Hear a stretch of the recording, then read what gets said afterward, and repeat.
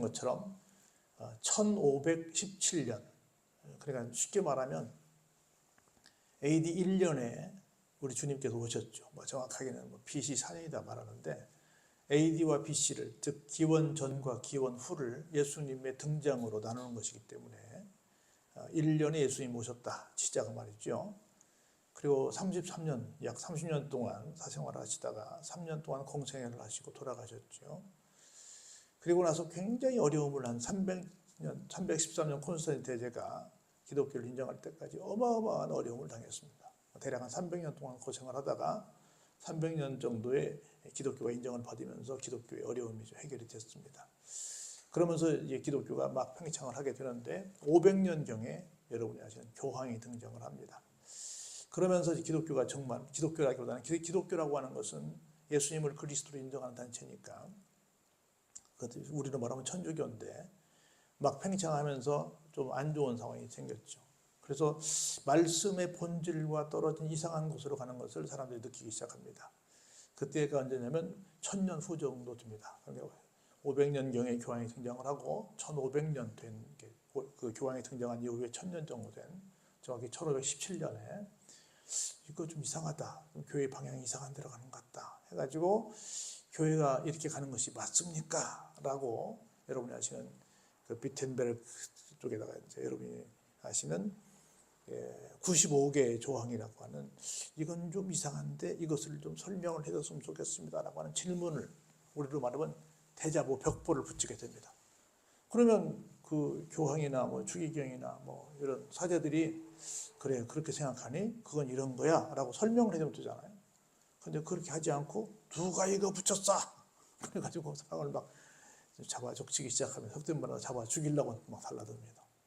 그래서 이건 아닌데 나는 그냥 질문한 건데 내가 데모한 것도 아니고 따진 것도 아니고 그냥 내가 읽은 성경하고 저분들이 말씀하신 내용이 좀 달라서 어떤 것이 맞는지 좀 여쭤보는 것 뿐인데 예를 들어서 면죄부터 면벌부라고 그러는데 그런 걸 파는 게 맞는가? 여러 가지 성경 안에서 얘기와 다르니까 이거 좀 자세히 설명해 주세요 라고 했는데 이렇게 난리가 난 겁니다. 그래가지고 어쩌다가 할 수 없이 처음부터 종교개혁을 하려고 한 건 아닌데 할 수 없이 종교개혁이 이루어지게 된 거예요. 그래서 루터부터 시작해서 칼빈부터 시작해서 여러 사람들이 달아들게 됩니다. 그래서 그들이 아니야 진짜 믿음이라고 하는 건 크게 세 가지만 있으면 될 것 같아.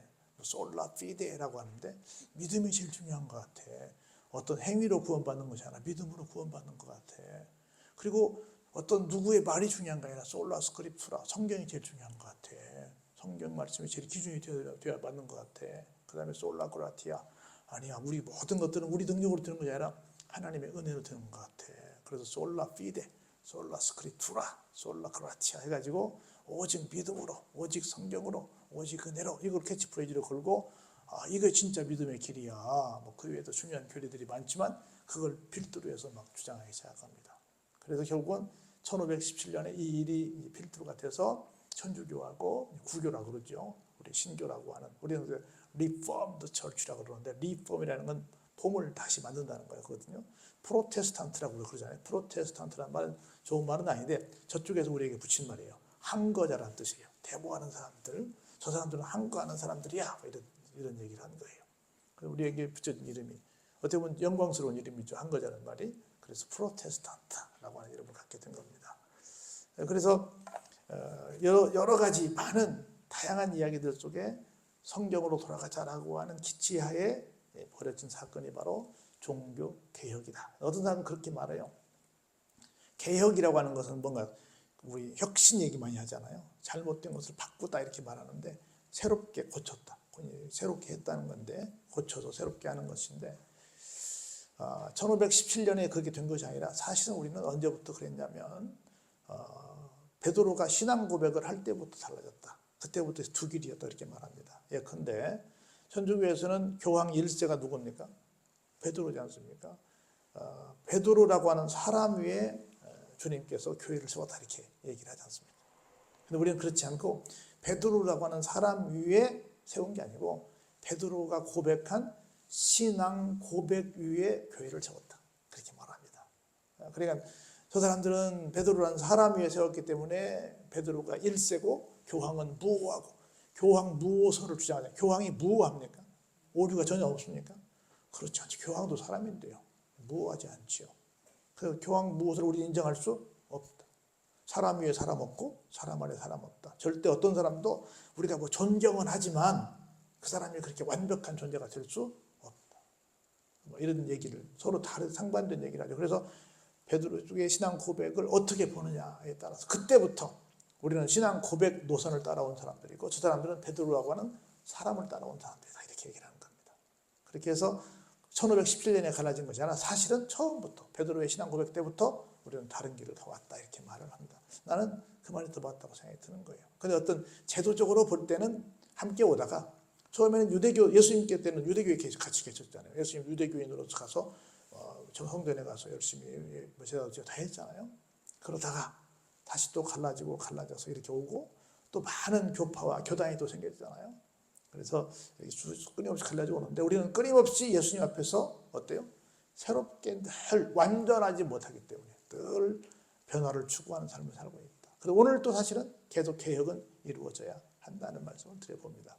그런 맥락에서 어떤 사람이 하나님이 기뻐하시는 정말 고쳐진 온전한 믿음의 삶을 사는 사람일까를 오늘 본문을 통해서 한번 살펴보자는 겁니다. 첫 번째 볼까요? 그러므로 형제들아 내가 하나님의 모든 자비하심으로 너희를 권한다.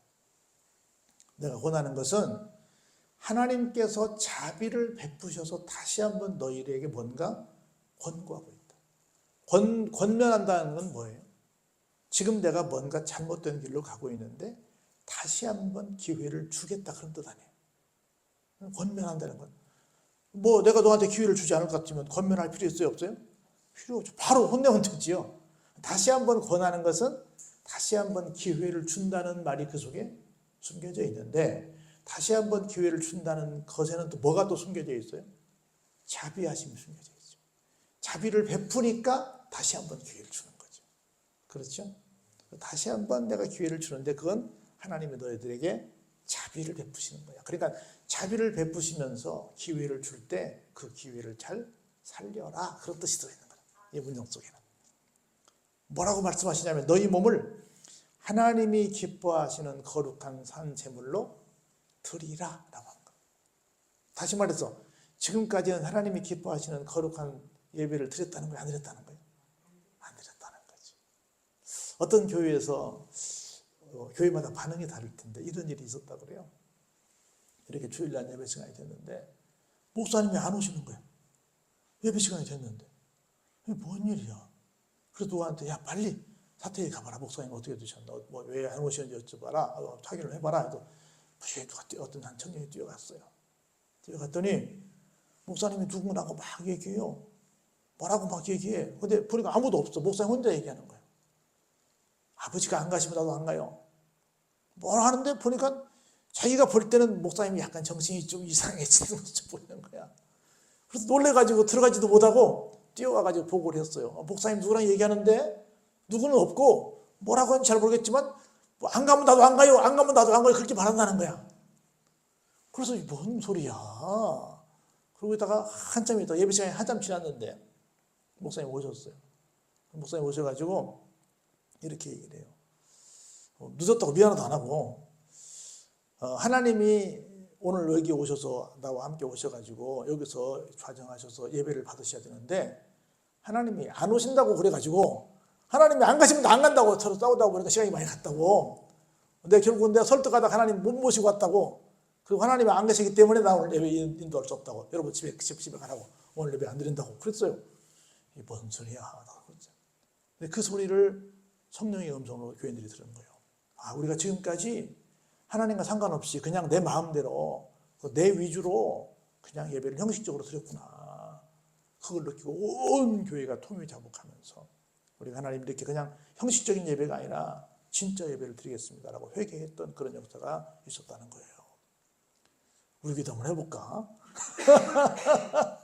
근데 우리 늘 하나님 계시니까 여기 그런 얘기예요. 다시 한번 자비를 가지고 너희들에게 권하는데 무슨 예배 드리라?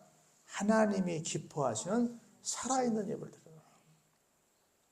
옛날에는 뭐 소랄지 양이랄지 뭐 비둘기랄지 뭐 이렇게 뭐 심지어 어려운 사람들 곡물이랄지 어떤 것을 희생해서 제사를 지냈잖아요. 지금은 뭘로 드려요? 물론 우리가 헌금도 드리지만 우리 몸을 산 제물로 드리잖아요. 하나님께 드리는 제물이 깨끗해야 돼요? 깨끗하지 않아야 돼요? 깨끗해야 되잖아요. 근데 내가 정말 산 제물로 왔는가를 생각해 보라는 거야. 이걸 가리켜서 뭐라고 한다? 영적 예배라고 한다. 우리에게 영적 예배라고 하는 것을 한번 생각하면서 예배를 드리고 있는가? 나는 그냥 예배를 드리고 있는지 영적인 예배를 드리고 있는지. 여러분 이런 얘기가 있어요. 그 무디 목사님이 목회를 하시는데 어느 날 한 성도가 목사님 나 사업장 하나 열었어요. 언제 오셔서 축복기도 한번 해주세요. 우리 신방 예배 한번 드려주세요. 오늘도 신방 예배 하는데 해주세요. 그렇게 얘기를 해요. 가서 보니까 뭔 사업인지 얘기도 안 해가지고 그냥 주소보대로 갔더니 무슨 사업장이냐면 양조장이었어요. 양조장 뭐 만들어요? 술 만드는 집이야. 아니 술 만드는 집을 만들어 놓고 목사한테 와서 신방에 가고 축복해달라고 그러니 예배를 안 드릴 수도 없고 예배 하여튼 드렸어요. 드렸는데 마지막에 이제 목사님이 축복할 시간이 됐어요. 축도로 예배를 하셔야 돼요. 축도를 하는데 뭐라고 축도했냐면 하나님 아버지 이 집사님이 정말 사업장을 열어놓고 꿈에 부풀어 있는데 이 시간 정말 제가 기도하는데 이 사업장 반드시 열리지 않게 해주세요. 내일이면 오픈할 텐데 내일 절대 오픈하지 않게 해주세요. 술 먹으면 어떻게 되겠습니까? 젊은이들이 술 먹고 맨날 흥청거리고 막 노인, 장인, 성인들이 술 먹고 맨날 집에 가서 싸우고 막 맨날 투서로 패고 막 이상한 일들이 많이 생길 텐데 이런 일이 생기지 않도록 이 양조장 문이 내일은 절대로 열리지 않게 해주세요라고 기도했어요. 아니 축복이야 뭐야. 그래가지고 예배 마치고 나서 다 잔치하기로 다 계획이 됐었는데 오늘도 우리 맛있는 거 먹을 텐데 그렇게 다 해놨는데 목사님이 그렇게 기도했으니 뭐 먹겠어요 못 먹겠어요? 다 집에 갔지 뭐. 주인장이 생각해 봅니다. 야 그렇다고 목사님한테 뭐라고 할 수도 없고 밤새 다 끙끙 앓면서 하나님 도대체 이게 뭔 일이에요? 어떻게 하면 돼요? 어떻게 되면 돼요? 하고 했는데 하나님이 기도로 내일 그래도 열어라 그러셨을까? 닫으라 그러셨을까? 어떤 뭐 여러분 믿음대로 될지어다요. 근데 이 사람이 도대체 이 자기 믿음의 양심상 열릴 수가 없었던 거라. 그래가지고 안 열었어. 그 자리가 어디냐면 지금 시카고에 있는 무디 신학교야. 하마터면 술집들 뻗은 자리가 어디가 됐어요? 하나님께서 가장 귀히 쓰시는 신학교가 된 거예요. 이게 뭐예요? 하나님 앞에 실질적으로 내가 정말 영적인 예배를 드리고 있는가를 보자는 거예요. 그럼 하나님께서 그 사람은 사실 어떻게 보면 생계가 달려있는데 얼마나 중요한 일이에요. 그러더라도 어떤 게 진짜 영적인 예배일까? 어떤 게 하나님 기뻐하시는 것일까를 생각한 거예요. 그리고 우리가 늘 오늘도 정말 영적인 예배를 드리고 있는가를 생각해 보자는 거예요. 그래서 가능하면 제가 어저께 노회장에 그런 얘기 했는데 저희 고향교회도요. 이렇게 두 마을로 나뉘어져 있는 그 한 복판에 저희 고향교회가 있었어요. 지금 걸어보면 어떤 마을 끝에서 와도 10분도 안 걸렸어요. 그런데 어르신들은 막 1시간 전부터 왔어요. 그러니까 막 걸은 게 아니라 발을 질질 끌고 오신 거예요. 그리고 적어도 최하 30분 전이면 모든 교인들이 다 와 있었어요. 그리고 주일 낮 예배가 됐던 천양 예배가 됐던 수요 기도회가 됐던 금요 기도회가 됐던 새벽 예배가 됐던 숫자는 늘 똑같았어요. 내가 이 동네 와서 제일 놀랬던 게 뭐냐면 시간마다 달라. 그리고 명절에는 더 많이 왔어요. 미어 터졌어요. 객지에 나갔던 사람들이 오니까. 근데 이 동네 와 보니까 명절에 교인들이 아무도 안 와. 참 동네가 많이 달랐어요. 많이 더 굉장히 문화 충격을 받았어요. 예배 시간마다 교인 숫자가 달라지는 거, 명절날 교회 안 오는 거, 난 너무 놀랐어요. 여기 와가지고. 지금도 적응이 안 돼요. 정말 그분들 생각할 때 예수님의 모습을 나는 본 거예요. 그 10분도 안 걸리는 짧은 거리. 빨리 걸어보면 10분도 안 걸려요. 그 조그마한 동네에서 막 1시간 전부터 걸어 나오시는 거라. 그렇게. 그분들이야말로 무슨 예배를 드렸다?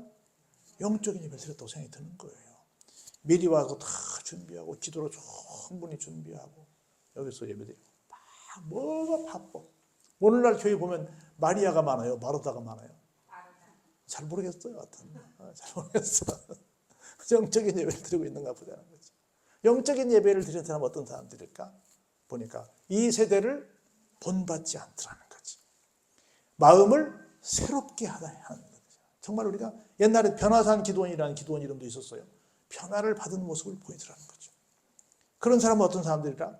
하나님께서 원하시는 선하신 게 뭔지, 하나님께서 원하시는 기뻐하시는 게 뭔지, 하나님께서 원하시는 온전하신 것이 뭔지, 이것을 분별하며 살더라는 거죠. 내 마음대로 사는 것이 아니라 아까 양조장 얘기한 것처럼 하나님이라면 무엇을 선택하기를 원하실까를 생각하고 살더라는 거죠. 여러분, 오늘날 세상은 이런 세상이라고 그럽니다. 칠면조의 세대라고 그렇게 말해요. 칠면조는요, 자기 그 무리 가운데 한 무리가 이렇게 약해지잖아요. 그럼 집단 공격을 해서 그걸 막 아주 잡아먹고 말아버린답니다. 오늘날 우리 주변에 보면 어때요? 누가 좀 약한 모습 보인다. 그럼 어떻게 해요? 집단적으로 린치를 가하잖아요. 그 사람을 오히려 보호해 줘야 되는데 그러지 않다는 거죠. 오늘날 세대와 우리는 어떤 삶을, 다른 삶을 살고 있는가를 생각해 보는 시간이 되기를 바랍니다. 그러면서 이렇게 말해요. 내게 주신 은혜로 말미암아 너희 각 사람에게 말한다.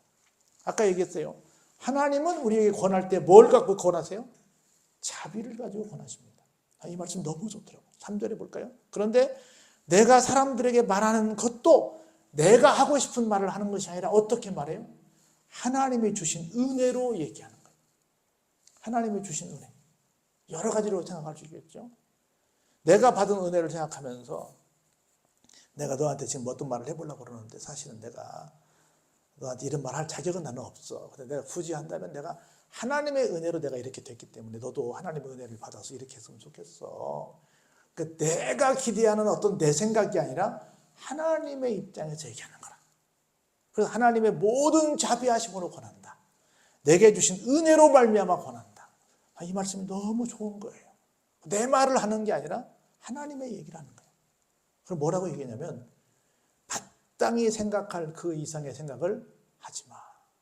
이게 하나님의 생각인지 네 생각인지 생각해서 하나님이 생각하시는 것에만 생각을 해. 그리고 하나님께서 각 사람에게 나누어 주신 믿음의 분량대로 지혜롭게 생각해. 그래서 제가 늘 말하거든요. 목사님 나 부담스러워요. 그러지 말고 그때마다 얘기합니다. 당신이 갖고 있는 믿음만큼만 하세요. 하나님은 절대 당신에게 무리한 요구를 하지 않습니다. 당신이 할 수 있는 만큼만 하세요. 여러분 항상 기억하시기 바랍니다. 하나님은 우리가 부담스럽게 하기를 원하시지 않아요. 여러분 자녀들이 막 빚져가면서 여러분들에게 효도하기를 원하십니까? 여러분 자녀가 막 어려운데도 막 뭘 하기를 원하십니까? 아니죠. 아닙니다. 저는 그 말 믿어지더라고요. 누구 밥은 앉아서도 먹고, 애들 밥은 서서 얻어먹는다는 말처럼 애들이 해주는 거 좋지. 근데 막상 받으면 부담스러워요. 물론 성경이기 때문에 효도를 가르치고 하지만 쉽지 않습니다. 애들한테 받는 게 별로 유쾌하지 않은데 막 어렵게 하라고 하겠어요? 아니죠. 그런 거로 여러분 항상 하나님 나에게 내 믿음만큼 할 수 있도록 해주세요 하시기 바랍니다. 여러분들이 이렇게 하시면 하나님께서 여러분들에게 하실 만큼의 또 능력을 주십니다. 하나님이 우리에게 뭔가를 주실 때는요, 그걸 감당할 만큼 뭘 주세요. 제가 처음에 개척할 때 어떤 분이 그런 말씀을 하시더라고요. 박 목사, 내가 택시를 하던 차를 바꿨어. 이거 폐차하기가 너무 어려워. 내가 타봐서 그런데 아깝더라고. 그래서 그냥 버리긴 아까운데 당신 줄 테니까 그냥 쓰다가 고장나면 고치지 말고 그냥 버려. 하고 저 차를 준다고 그러더라고. 얼마나 된 차인데요? 그랬더니 얼마 안 탔어. 40만 킬로밖에 안 탔어. 여러분 차 운전하는 분들은 뭐 말인지 알죠? 그거 어디로 가야 돼? 회사장으로 가야 돼. 근데 나 준대. 근데 고맙죠 목사님. 고마워요. 근데 고맙긴 한데 나는 차 갈 생각 안 해봤네요. 근데 주면 그 보험료도 넣어야 되고 기름값도 넣어야 되고 또 보니까 또 그 정도 탔으면 또 카자에서도 많이 가야 될 것 같은데 수리비도 없고 한데 나 그거 못 타. 마음은만 받을게. 그랬더니 그냥 타. 싸웠어요. 그럼도 하는데 그냥 말이 하나님이 차를 주시면 보험료 안 주시겠어? 하나님 차 주시면 기름값 안 주시겠어? 하나님 차 주시면 이 수리비 안 주시겠어? 그래요? 근데 믿음이 없었네요. 줘봐요. 받았어요. 근데 그 차를 그 필두로 내가 팔을 끌기 시작했는데 지금까지 수십 년 동안 단 한 번도 기름값 없어서 차를 세워준 적이 없었어요. 한 번도 기름값이 없어서 차를 못 굴려본 적이 없었다니까요. 그러니까 하나님께서 우리가 할 어떤 믿음만큼 주신다는 거. 그러니까 주시면 할 수 있겠지라고 믿으면 될 줄 믿습니다. 그러니까 믿음 안에서 생각하세요. 오버하지 마세요. 이게 아니다 그러면 안 하셔도 됩니다. 하나님이 절대로 우리에게 그걸 지나치게 요구하시는 분이 아니심을 여러분 믿으시기 바랍니다. 우리가 한 몸에 많은 지체를 가졌어요. 그래서 모든 지체가 다 같은 기능을 가지 않습니다. 이와 같이 우리 많은 사람이 그리스도 안에서 한 몸이 되어서 서로 뭐예요? 의지가지하면서 서로 지체가 되어가는 거예요. 그래서 내가 다 하려고 하지 마시고 또 누군가에게도 다 막 그렇게 맡기지 마세요. 부자는 부자대로 또 그렇지 않은 사람은 그렇지 않은 사람은 다 각자 할 일이 있어요. 그러니까 너무나 기대도 마시고 또 내가 다 하려고 또 부담도 갖지 마시고 하나님께서 나에게 주신 것만큼만 최선을 다해 성심을 다해서 하시면 됩니다. 그래서 우리에게 주신 은혜대로 받은 은사가 각각 다릅니다. 여러분 이 시간 생각해 보세요. 저는 인생을 어떻게 생각하냐면 인생은 보물찾기와 같다고 생각이 들어요. 내가 살아가면서 하나님이 나에게 기가 막히게 많은 선물들을 주셨어요. 은사는 나에게 주신 또 하나의 선물이에요. 두 가지인데요. 은사는 하나는 하나님이 나에게 주신 선물이고 또 하나는 우리 모두는 뭔가 할 일이 다 있어요. 할 일을 하나님께 나에게 맡겨주셨습니다. 근데 맡겨주셨는데 그 일을 감당할 수 있도록 나에게 이미 주셨고 또 그때마다 계속 새로운 걸 주십니다. 어떤 사람이 이런 말을 했어요. 우리 모두는 보물이래. 우리 모두는 대단한 훌륭한 작품이래. 근데 하나님이 조각가라네.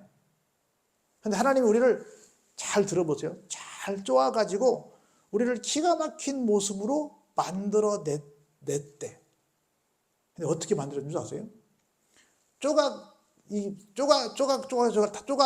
쪼아내서 만든 게 아니라 이미 완벽하게 만들어져 있는데 만들어진 상태에서 그걸 감싸고 있는 것들을 뜯어냈대. 이해가 되세요? 안 만들어져 있는 상태에서 조각을 내가지고 만든 게 아니고 이미 완벽하게 만들어졌는데 둘러싸여진 나머지 것들을 다 떼어냈대. 여러분들 어떤 분들이세요? 하나님이 떼어내서 만드신 분이에요? 아니면 이미 만들어졌는데 그걸 다 떼어냈다고 하는데 떼어내고 보니 내 모습이 이런 모습이었네? 라고 하는 어떤 것이었어요? 나는 후자라고 봐. 하나님께서 이미 다 그렇게 만들어 놓으셨어. 많은 것들을 예비해 놓으셨어요. 그걸 나는 뭐라고 생각하냐면 인생이라는 건 그걸 뭐해요? 찾아가는 여정이에요. 하나님께서 우리에게 보물찾기를 숨겨 놓으셨어. 근데 전혀 어렵지 않게 찾을 수도 해놓으신 거예요.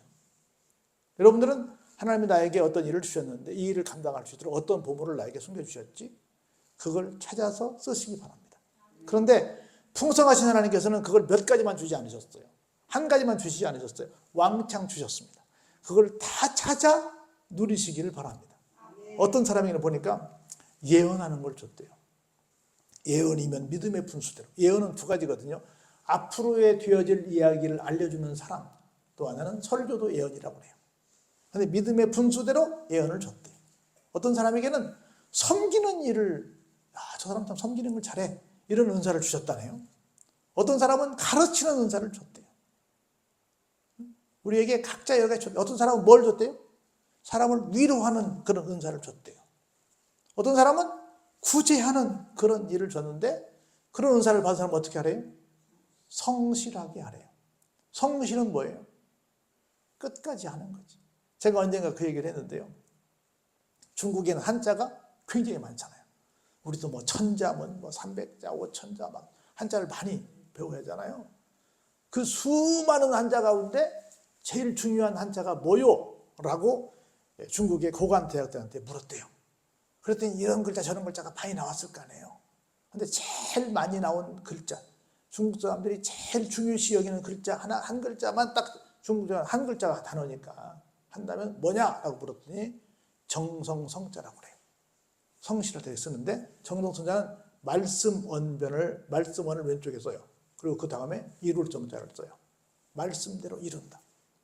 충성이 그러잖아요. 가운데 중자에 밑에 마음심을 써요. 이게 충이야. 그리고 정성성은 그리고 이 말씀은 이룰성이야. 충성이 뭐예요? 내 마음에서 나온 말을 이루는 거야. 이게 뭐예요? 내가 한 약속을 이루는 거야. 이게 충성이야. 이해가 되세요? 정성성. 그래서 내가 한 말을 이루는 것을 그 열매실이니까 그걸 열매로 이어지게 하는 것이 성실이에요.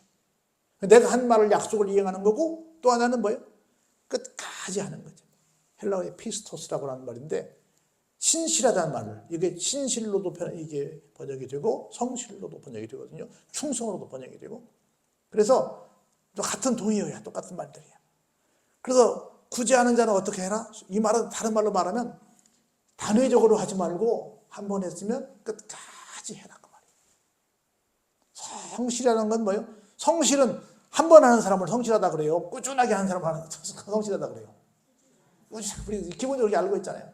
그래서 뭔가 구제한다고 한다면 누군가를 위해서 구제라고 하는 건 누군가에게 좀 힘을 실어주는 거예요. 누군가에게 힘을 실어준다고 한다면 좀 어떻게 해라? 꾸준하게 해라 그 말이에요. 그리고 긍휼을 베풀 때는 어떻게 해라? 즐겁게 해라. 즐겁게 해라는 거예요. 여러분 한 청년이 대학을 졸업하고 미국 뉴욕에 있는 박물관에서 임시직 사원으로 일하게 됐어요. 이 사람은 매일 남보다 1시간씩 먼저 출근해가지고 가장 먼저 뭘 했냐면 바닥을 열심히 닦는 일을 막 했어요. 그런데 항상 표정을 밝게 하고 노래 부르면서 막 했어요. 박물관장이 물었어요. 자네는 대학 교육이나 받고 대학 교육이나 받고 그 당시 대학 교육 많이 안 받았는데 그리고 또 뭐 정식 사원도 아니고 임시직 사원인데 올 때마다 그렇게 굳은 일을 그렇게 일찍 와서 하는가? 바닥 닦는 게 좀 때로는 뭐 창피하지 않는가? 이렇게 물었어요. 그랬더니 아니에요. 나는 그냥 바닥을 닦는 게 아니고요. 박물관 바닥을 닦는 사람이잖아요. 하고 막 열심히 했어요.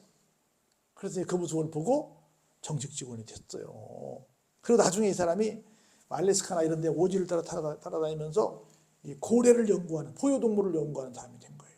그래가지고 정말 나중에는 뉴욕 박물관 관장까지 되는 대단한 대가가 됐어요. 뭐가요? 성실하게 나에게 주어진 일을 했더니 그렇게 된 거예요. 했더니. 그러면서 이렇게 말하는 겁니다. 사랑에는 뭐가 없어요? 거짓이 없어요. 항상 우리는 어디에 속해야 돼요? 악을 미워하고 선에 속해야 된다는 거예요. 앞에 있는 모든 것들이 다 뭐예요? 아까 제가 두 가지 얘기했잖아요. 하나는 하나님의 자비하심으로 얘기했고 하나는 하나님의 은혜 가운데 얘기된 것처럼 앞으로 여기 있는 모든 은사들은 전부 다 전제가 뭐가 돼야 돼요? 사랑이 있어요. 사랑이 없으면 악에 속한다는 거죠. 사랑은 뭐냐? 계속 말해요. 형제를 사랑하여 서로 뭐 해라? 우애해라. 나는 우리 교인들이 좀 한 가지 좀 바뀌어졌으면 좋겠다는 생각이 들어요. 신앙생활을 하다 보면 어떤 이유로 교회를 서로 좀 다른 교회를 섬길 수도 있잖아요. 그러면 다른 교회를 가면 아예 연락들도 않고 지내는 경우가 많이 있어요. 그리고 교회 안에 어떤 분쟁이 생기잖아요. 그럼 막 이 고린도 교회처럼 뭐 바울파, 아볼로파, 뭐 케바파, 뭐 그리스도파 해가지고 얼마나 싸웠어요. 그래서 어떤 교인들끼리 어떤 좀 사이가 안 좋아지면 세상 사람들보다 훨씬 더 사이가 안 좋아지는 것 같아요. 근데 사실은 모두가 그 사람들은 나중에 이 세상 떠나면 어디 간다고 생각해요? 천국 간다고 생각해요. 천국에서 얼마나 뻘쭘할까? 좀 안 그랬으면 좋겠어요. 그래서 우리가 형제라고 하는 것은 특별히 주 안에서 우리 형제들인데 모든 교인들이 한 형제가 됐으면 좋겠어요. 근데 교회 간에 자기들의 부흥을 위해서 열심히 하는 건 좋긴 한데 반복하고 서로 막 나쁜 소문 내고 교회가 이렇게 되는 건 정말 안 좋다고 생각이 들어요. 그래서 교회 안에서는 물론 잘 지내야죠. 근데 울타리를 넘은 다른 교인들도 소중하게 여길 줄 알아요. 여러분 미안하죠. 우리 어디 갈 때마다 보이는 거 뭐밖에 안 보여요? 교회밖에 안 보이잖아요. 우리는요. 그러면 야 좋다. 저기 마을에 교회가 있으면 좋다. 저 마을도 저 교회도 잘 됐으면 좋겠다. 뭐 이렇게 복을 빌어줘야지. 부럽다만 하고 말하면 됩니까? 아, 저 교회는 좋네. 우리 맨날 부러워하잖아요. 부러웠다만 아니고 정말 그 한번 지나갈 때마다 여러분 축복을 해주세요. 여러분들 그렇게 말하잖아요. 내가 축복을 했는데 그 축복이 그리 안 가면 누구한테 온대요? 나한테 온대요. 그래서 세상에 제일 많이 복 받고 사는 사람이 누구예요? 목사야. 왜? 목사는 맨날 복 빌어준 사람이니까.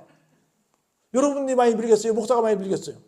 목사가 많이 빌지. 여러분 맨날 목사 복 비는데 여러분들 가능한 복 가져가지 마세요. 그거 내가 다 가져올 테니까. 뭐 딱 하면 누구든지 복을 빌어주세요. 가서 아무 데나 가면. 그 복을 그 사람이 받을 자격이 없으면 누구한테 와요? 다시 나한테 온다잖아요. 얼마나 소집하는 장사예요. 내가 복을 빌었는데 복이 안 가면 나한테 다시 온다는데. 여러분 이런 비밀을 누가 안 가르쳐줘요. 이게 복 받는 비결이야. 복 받는 비결은 뭐예요? 부지런히 복을 주라는 거예요. 복을 빌어주라는 겁니다. 그래서 다른 교회가 잘 되게 해야 돼요. 큰 교회들도 작은 교회가 잘 되도록 더 열심히 도와줘야 돼요. 서로 잘 돼야지 우리만 크게 부흥되면 된다. 안 됩니다. 같이 잘 돼야 되는 거예요. 함께. 여러분들 어디 가면 무슨 타운이 있잖아요. 옷 타운이 있고 무슨 뭐 상품 타운인데 많이 있는데 안 될 것 같은데 아니잖아요. 오히려 그거 가면 더 잘 되잖아요. 그런 것처럼 함께 해야 한다는 거지. 그리고 중요한 것이 있어요. 존경하기를 어떻게 해라?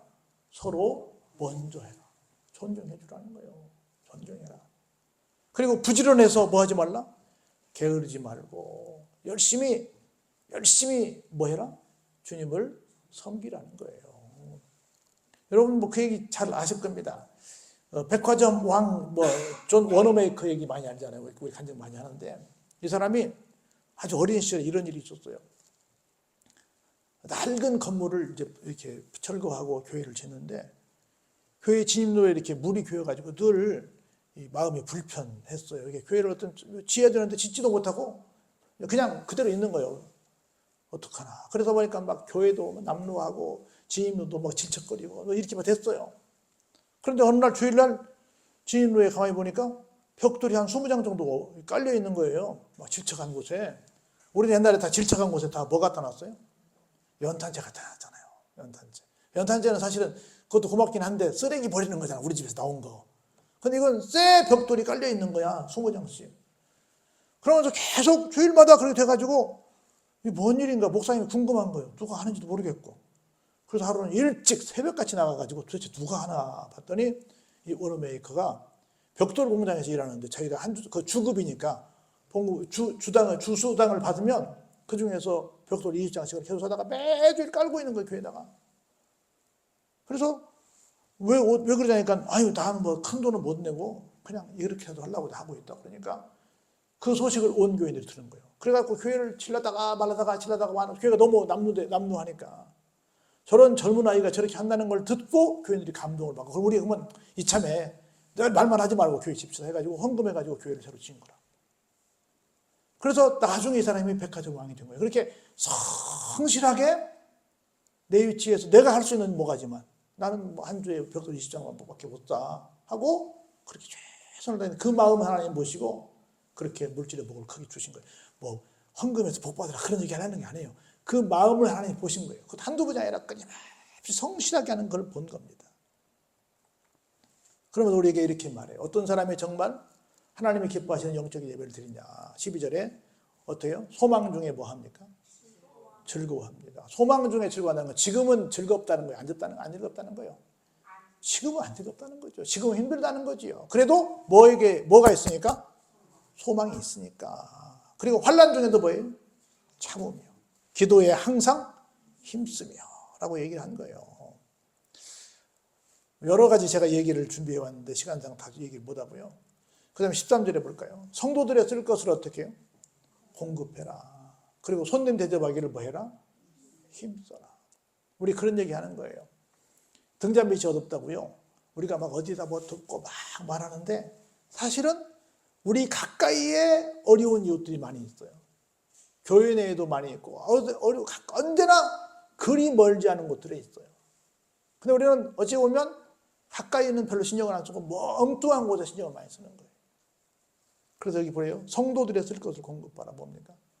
함께 옆에 있는 사람과 같이 있느라. 여러분 그 얘기잖아요. 혹자는 예루살렘 교회가 한 7만 명 정도 됐다고 그래요. 그래서 10,000명에 한 명씩 집사님을 뽑았다고 그러잖아요. 7집사였으니까 처음에 뽑을 때. 근데 얼마나 그 당시에 예수 믿으면 어려움을 많이 당했어요. 막 공직에서 박탈당하고 재산을 몰수당하고 또 막 감옥에 가고 두드러 맞고 심지어 죽기도 하고 예수 믿는다는 게 굉장히 힘들었잖아요. 그래가지고 여러분 아시는 것처럼 이렇게 물고기 형상해갖고 서로 자기들끼리 사인을 했잖아요. 우리 차 뒤에다 물고기 붙이잖아요. 그게 익수스인데 예수 그리스도는 하나님의 아들 구세주입니다. 그런 뜻이거든요. 그걸 한 글자 치다 보니까 그게 물고기 모양이 나온 거라. 그래서 물고기 모양 딱 하면 나도 신자야. 너도 신자니? 이거 서로 사인했잖아요. 그 정도로 비밀리에 신자 얘기를 하는 그런 세상이었는데 한 사람도 굶어 죽은 사람이 없다 그러잖아요. 왜? 서로 네 것 내 것 없이 유무상통했다 그러잖아요. 그러다가 한 사람이 막 칭찬받는 걸 보고 한 가정에 좀 시험에 들었잖아요. 우리도 좀 떼세하다가 막상 팔고 보니까 돈이 많으니까 살짝 숨겼다가 벼락 맞은 사람이 있잖아요. 누구예요? 아나니아와 삽비라잖아요. 그런 사건도 있긴 있었지만 대부분은 순수한 마음으로 다 내놔가지고 굶어 죽은 사람이 없었다 그러잖아요. 그래서 성도들 쓸 것을 공급하고 손님 대접하기를 힘쓰는 그런 사람이 영적인 예배를 드린다는 거죠. 그리고 더 나아가서 너희를 박해하는 자를 뭐하라? 축복하라. 축복하고 뭐하지 마라? 저주하지 말라는 겁니다. 그리고 즐거워하는 자들과 함께 즐거워하고 우는 자들과 함께 울어주라는 겁니다. 제가 이게 좀 쉽지 않습니다. 쉽지 않아요. 그런데 그렇게 해야 된다는 거예요. 여러분 이 얘기 여러분 잘 아실 거예요. 케냐 그 나이로비에서 존 다우라고 하는 한 소년이 있었어요. 아버지가 일찍 돌아가셨어요. 그래가지고 의붓 아버지 밑에 사는데 아버지가 너무 나빠. 그러면서 심한 학대와 매질로 막 집에 있을 수 없어가지고 뛰쳐나와 살았어요. 근데 애니까 뭐 어떻게 돈벌이를 할 수가 없잖아요. 그래가지고 어떻게 하냐면 구걸하고 사는데 어떤 구걸을 하냐. 도로가에 서 있다가 차가 신호에 딱 걸리면 그때 가가지고 한 푼 주세요라고 하는 그렇게 구걸하고 먹고 사는 친구였어요. 그런데 그 당시에 그 문화가 그런 친구들은 다 이렇게 구걸하는 척 하다가 뭐 이렇게 훔쳐가는 소매치기나 이런 걸 생각해갖고 굉장히 그 사람들을 나쁘게 보는 시각이 컸어요. 그래도 뭐 자기가 어떻게 방법이 없으니까 가서 했어요. 하루는 똑같이 나가서 길거리에서 이렇게 신호등에 걸린 차에 가서 이렇게 보니까 마침 고맙게도 창문이 이렇게 열려 있었어요. 그래서 좀 한 번 도와주세요라고 이렇게 있었는데 그러면서 이렇게 보니까 한 사람이 뒤에 이렇게 누워 있는 거예요. 이렇게 보니까 이렇게 산소 이동용 산소 호흡기를 들고서 있는 거예요. 깜짝 놀랐어요. 죄송한데 왜 그러고 계세요? 그랬더니 나는 이게 없으면 숨쉬기가 어려운 사람이란다. 그런 얘기를 했어요. 자기는 세상에서 자기가 제일 불쌍한 줄 알았는데 나보다 더 어려운 사람도 있네 라는 생각을 하게 된 거예요. 그러면서 느닷없이 튀어나온 말이 괜찮으시면 제가 아줌마 위해서 기도해 드릴까요? 라고 그렇게 말했어요. 그래라. 그래서 하나님 이 아줌마의 병을 꼭 낫게 해주세요. 짧은 시간이니까 금방 신호 풀리면 가야 되니까 그렇게 해주고 자기가 그동안 받았던 거 꼭 숨겨놨던 거 몇 푼 안 되는 거 빼가지고 아줌마 돈 없어서 수술 안 된다면서요. 이거라도 보태서 수술하세요 하고는 줬어요. 그래서 어떤 사람이 그 광경을 처음부터 다 보고 다 사진 찍었어요. 그걸 SNS에 올렸어요. 그게 세계적으로 타장이 된 거예요. 그래가지고 많은 사람들이 감동을 받고 어떻게 했어요? 돈을 모았어요. 그래서 엄청난 돈이 와서 수술을 다 하게 됐어요. 그리고는 그 소식이 그 미담이 퍼져가지고 이 친구를 어떤 부잣집에서 섭외를 찾아가지고 양자로 데려가게 됐어요. 두 사람 다 윈윈하게 된 사건이 된 거예요. 어떻게 했더니 정말 사랑하는 마음으로 그들을 대했더니 그리고 그 은혜를 입은 사람도 끝나지 않고 그 사람을 계속 찾아온 거예요. 그렇게 서로 위하는 그냥 형식적인 것이 아니라. 그래서 여러분 보세요.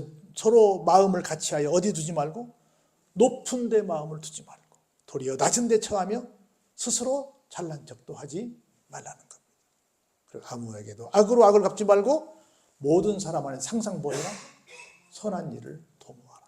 그리고 오늘 제가 제목을 잡았던 건 이겁니다. 할 수 있거든 너희로서는 어때라? 모든 사람과 더불어 화목해라. 친하게 지내라. 그 말입니다.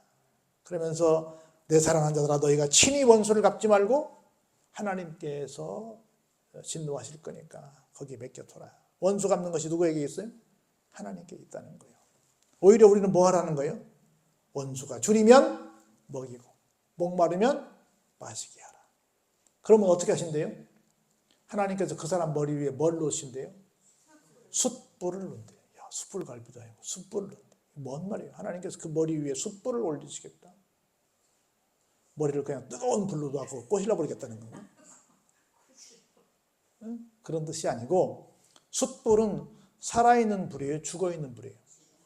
죽었죠. 이제 끝났죠. 죽어가고 있죠. 정확히 말하면 지금은 살아있지만 죽어가고 곧 죽죠. 뭔 얘기예요? 지금은 막 열을 내고 있지만 곧 뭐예요?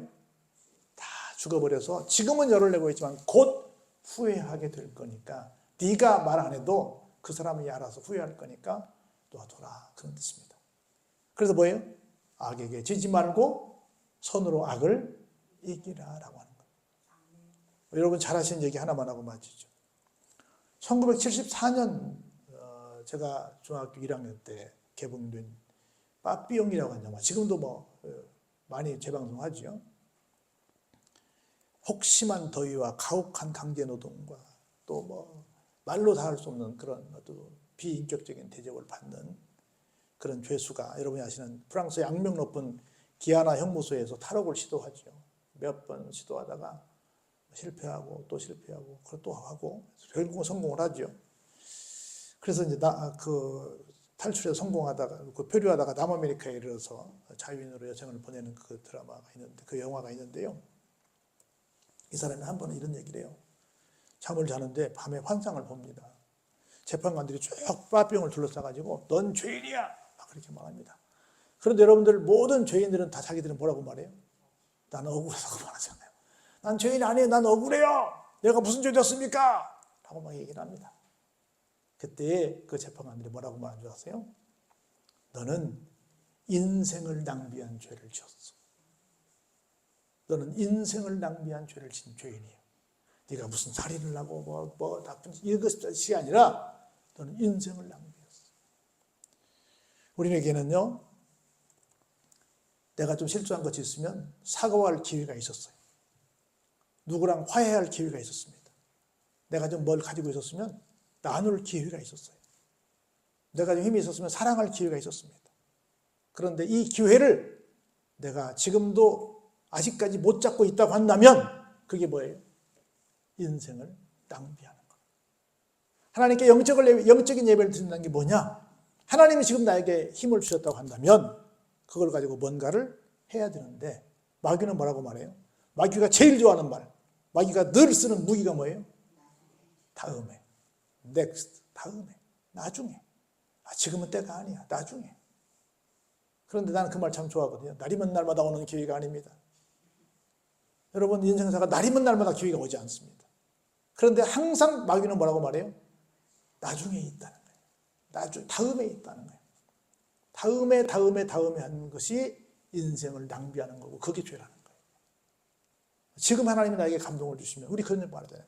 첫 번째 드는 생각은 하나님의 생각이고, 두 번째 드는 생각은 내 생각이고, 세 번째 드는 생각은 마귀가 주는 생각이에요. 그렇게 말하잖아요. 하나님 나에게 주셨으면 바로 움직이는 게 바로 그 영적인 예배라는 거예요. 그래서 여러분들이 기회를 잃어버리지 마시고 오늘을 유익하게. 왜냐하면 우리 그런 말이잖아요. 미안하지만 진수 같은 사람은 아니겠지만 오늘은 내 생의 마지막 남은 날의 첫 번째 날입니다. 그렇죠? 언제 갈지 모르는 첫 번째 날인데 소중하게 살아야죠. 그냥 어제나 다를 법 살면 되겠느냐 그 말이죠. 그리고 우리 모두가 하나님이 기뻐하시는 영적인 예배가 뭔가를 생각할 줄 아는, 그걸 추구했던 것이 종교개혁가들의 운동이었기 때문에 그 후회라고 한다면 우리가 오늘 늘 그걸 생각하는 삶을 살아야 될 줄로 믿습니다. 이 믿음이 우리 속에 넘쳐나기를 주의 이름으로 축원합니다.